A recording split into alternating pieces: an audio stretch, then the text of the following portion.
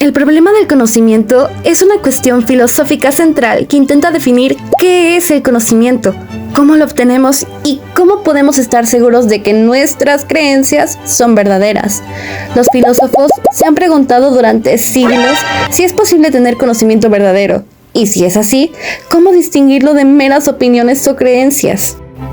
Al adentrarnos en este tema, tendremos que pasar por distintas corrientes, como el escepticismo, el subjetivismo, relativismo, entre muchas otras, pero iremos por partes, iniciando con el escepticismo.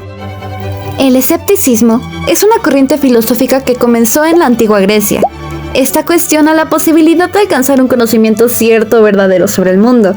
Los escépticos sostienen que el conocimiento humano es limitado y que siempre van a existir dudas sobre la veracidad de nuestras percepciones, de nuestras creencias y también de nuestros conocimientos. El escepticismo plantea que el conocimiento real es imposible, porque no hay un contacto efectivo entre el sujeto y el objeto. Por objeto nos referimos a aquello que buscamos conocer. Por lo tanto, el escepticismo sugiere abstenerse de emitir juicios sobre la verdad. Esta corriente influyó muchísimo a lo largo de la historia y logró inspirar a filósofos como David Hume y René Descartes. Es hora de pasar al subjetivismo. Este nos dice que hay una verdad, pero esta tiene una validez limitada y no existe ninguna verdad universalmente válida. El subjetivismo limita la validez de la verdad al sujeto, que conoce y juzga. Hace depender el conocimiento humano de factores que residen en el sujeto cognoscente. ¿Qué nos quiere decir esto? Básicamente, el subjetivismo plantea que lo que cada individuo percibe como verdad depende de sus experiencias y también de sus perspectivas personales.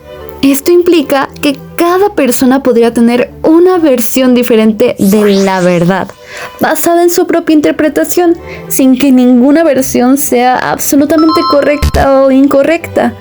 Los representantes clásicos del subjetivismo son en ella los sofistas.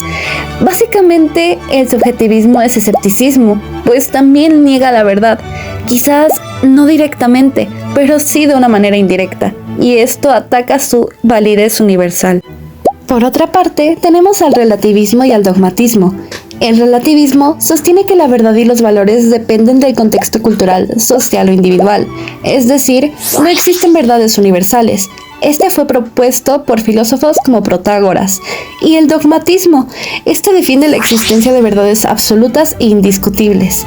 Filósofos como Platón y Descartes lo sostuvieron y argumentaban que la razón puede acceder a verdades inmutables. Ahora pasaremos con el dogmatismo. El dogmatismo es una postura filosófica que se caracteriza por la aceptación y la defensa de ciertas creencias, principios o doctrinas como verdades absolutas e indiscutibles. Los dogmatistas suelen rechazar cualquier cuestionamiento o crítica hacia sus creencias, considerando que no es necesario aportar pruebas o evidencias adicionales para sustentarlas. Esta actitud puede limitar la apertura al pensamiento crítico y a nuevas ideas.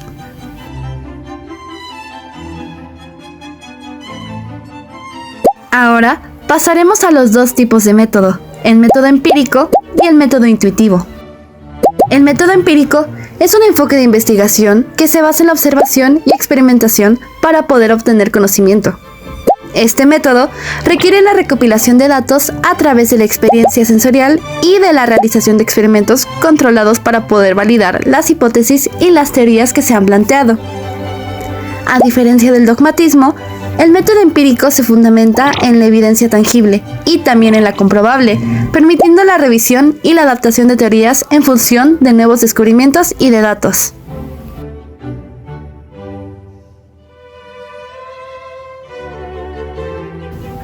Por otro lado, tenemos al método intuitivo. Este destaca la capacidad de la mente para poder captar verdades de forma directa, sin la necesidad de razonamiento o de verificación empírica. Filósofos como Descartes confiaban en la intuición para alcanzar certezas fundamentales. En este enfoque, la razón es secundaria, ya que algunas verdades se consideran evidentes de inmediato. Filósofos racionalistas como Leibniz y Spinoza creían en principios innatos en el entendimiento humano.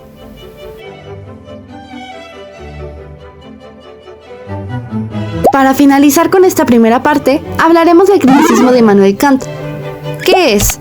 El criticismo es la filosofía que critica la razón y las limitaciones del conocimiento humano, buscando reconciliar la razón y la experiencia.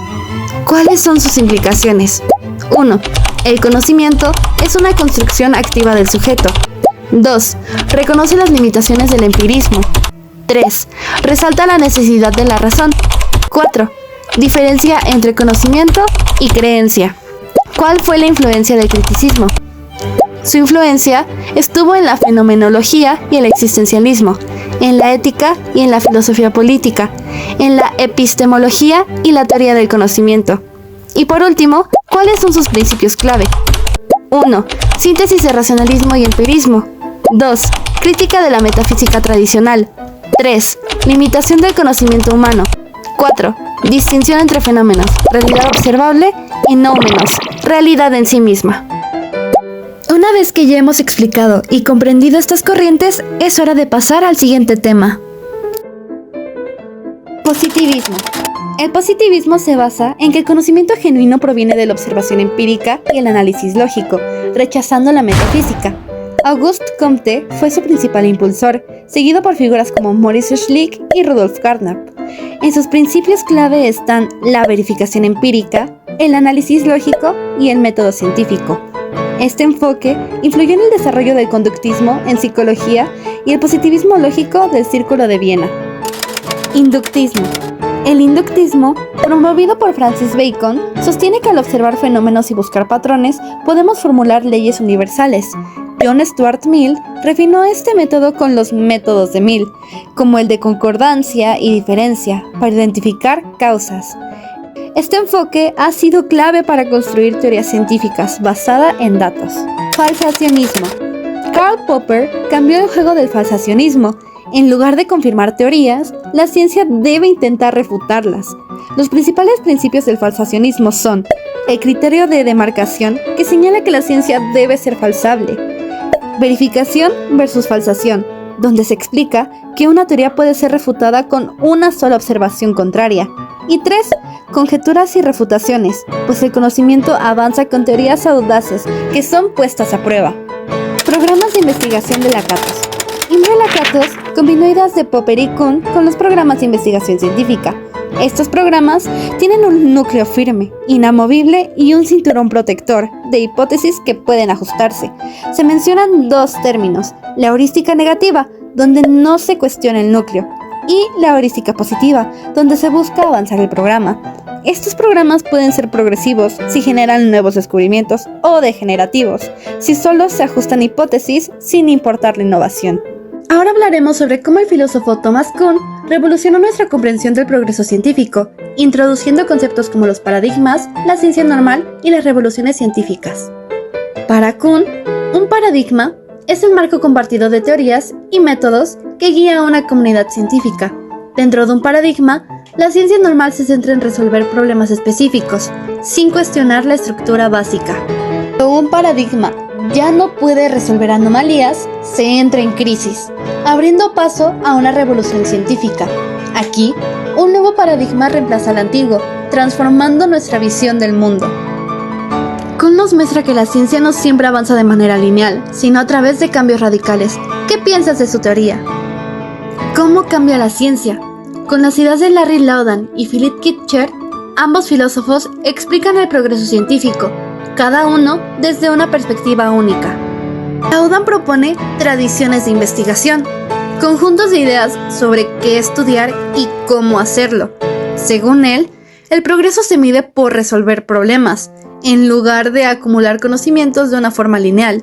Kitcher, en cambio, se enfoca en la dinámica social entre científicos. Las interacciones y metas personales influyen en cómo cambia la ciencia, sin un único método universal. Ambas perspectivas muestran que la ciencia avanza de forma colectiva y flexible. ¿Qué opinas?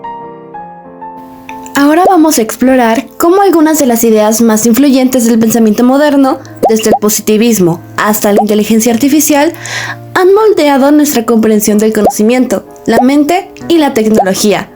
Acompáñame en este recorrido por la historia de la ciencia y la filosofía. El positivismo, fundado por Auguste Comte, sostiene que el conocimiento auténtico debe basarse en hechos observables y verificables, usando el método científico. Comte, conocido como el padre del positivismo, planteó que la humanidad avanza a través de 3 etapas: teológica, metafísica y científica. En otro lado, tenemos a Ernst Mach. Él nos dice: las experiencias sensoriales y la intuición son fundamentales para construir el conocimiento científico. Por su parte, tenemos a Ludwig Wittgenstein.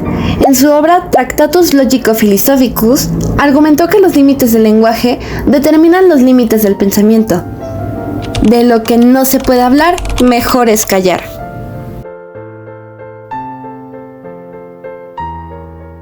La revolución cognitiva comenzó después de la Segunda Guerra Mundial, cuando los avances tecnológicos inspiraron nuevas formas de entender la mente. Las computadoras ofrecieron una metáfora poderosa. ¿Podría la mente ser como un procesador de información? En el año 1956, en el MIT, figuras como Allen Newell, Noam Chomsky y George Miller marcaron oficialmente el inicio de la ciencia cognitiva. Sus modelos revelaron la complejidad de la mente humana más allá del enfoque conductista. La psicología cognitiva estudia cómo percibimos, procesamos y almacenamos información, desde los trabajos de George Miller sobre la capacidad de la memoria a corto plazo hasta Donald Broadbent y su modelo de atención selectiva. El enfoque ha evolucionado. El aprendizaje no es pasivo. Construimos activamente nuestra comprensión del mundo mediante acciones, imágenes y palabras. Brunner también destacó el aprendizaje por descubrimiento, un enfoque que fomenta la exploración activa para lograr un entendimiento más profundo. En el verano de 1956, en Dartmouth, un grupo de científicos liderados por John McCarthy establecieron las bases de la inteligencia artificial. Herbert Simon y Allen Newell desarrollaron programas como el teórico lógico, mientras que McCarthy inventó el LISP, un lenguaje clave para la inteligencia artificial. Uno de los avances más notables fue el SHRDLU, un programa que entendía y ejecutaba órdenes en lenguaje natural en un mundo de bloques, aunque el limitado marcó un hito en la interacción entre máquinas y humanos. A lo largo de los años 70, la IA evolucionó hacia sistemas expertos, capaces de resolver problemas en áreas específicas y avances en percepción y lenguaje natural. Desde el positivismo, que buscaba un conocimiento basado en hechos, hasta la psicología cognitiva y la inteligencia artificial, hemos avanzado enormemente en nuestra comprensión de la mente y también en la tecnología. Pero aún queda mucho por descubrir. Gracias por haber visto este video.